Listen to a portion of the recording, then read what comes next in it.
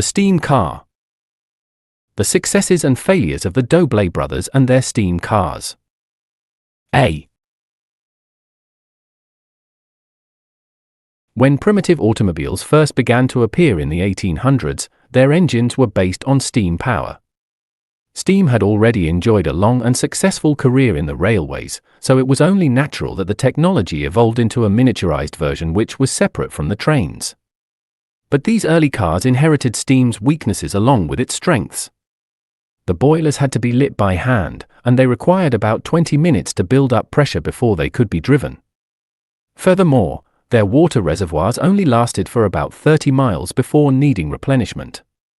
Despite such shortcomings, these newly designed self-propelled carriages offered quick transportation, and by the early 1900s, it was not uncommon to see such machines shuttling wealthy citizens around town.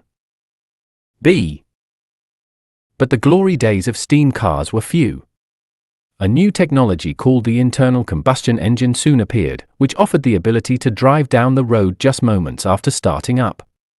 At first, these noisy gasoline cars were unpopular because they were more complicated to operate and they had difficult hand crank starters, which were known to break arms when the engines backfired. But in 1912 General Motors introduced the electric starter, and over the following few years, steam power was gradually phased out. C.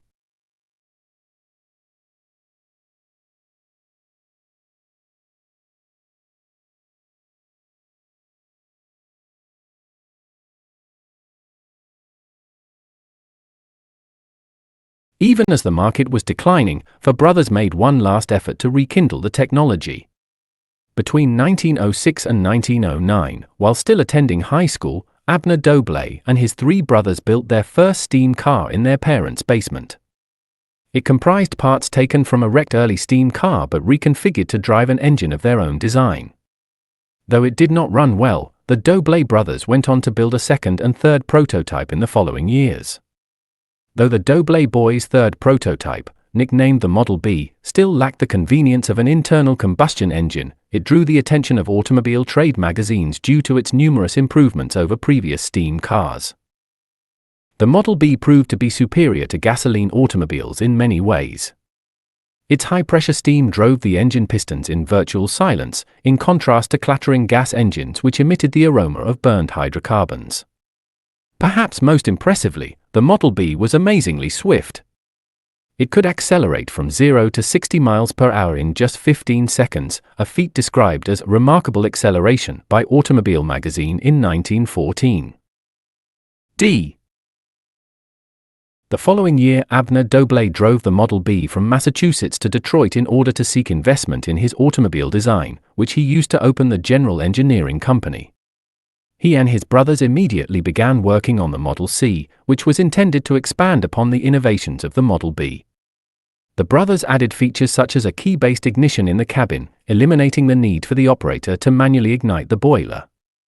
With these enhancements, the Doble's new car company promised a steam vehicle which would provide all of the convenience of a gasoline car, but with much greater speed, much simpler driving controls, and a virtually silent power plant. By the following April, the General Engineering Company had received 5,390 deposits for Doble Detroits, which were scheduled for delivery in early 1918. E. Later that year, Abner Doble delivered unhappy news to those eagerly awaiting the delivery of their modem new cars. Those buyers who received the handful of completed cars complained that the vehicles were sluggish and erratic, sometimes going in reverse when they should go forward. The new engine design, though innovative, was still plagued with serious glitches. F. The brothers made one final attempt to produce a viable steam automobile. In early 1924, the Doble brothers shipped a Model E to New York City to be road-tested by the Automobile Club of America. After sitting overnight in freezing temperatures, the car was pushed out into the road and left to sit for over an hour in the frosty morning air. At the turn of the key, the boiler lit and reached its operating pressure inside of 40 seconds. As they drove the test vehicle further, they found that its evenly distributed weight lent it surprisingly good handling, even though it was so heavy. As the new Doble steamer was further developed and tested, its maximum speed was pushed to over 100 miles per hour, and it achieved about 15 miles per gallon of kerosene with negligible emissions. G. Sadly, the Doblay's brilliant steam car never was a financial success.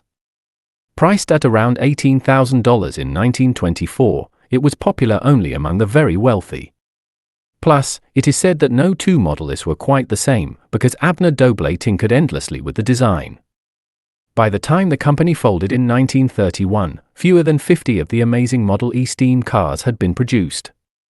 For his whole career, until his death in 1961, Abner Dobley remained adamant that steam-powered automobiles were at least equal to gasoline cars, if not superior. Given the evidence, he may have been right. Many of the Model E Doblays which have survived are still in good working condition, some having been driven over 500,000 miles with only normal maintenance. Astonishingly, an unmodified Dobley Model E runs clean enough to pass the emissions laws in California today, and they are pretty strict. It is true that the technology poses some difficult problems, but you cannot help but wonder how efficient a steam car might be with the benefit of modern materials and computers. Under the current pressure to improve automotive performance and reduce emissions, it is not unthinkable that the steam car may rise again.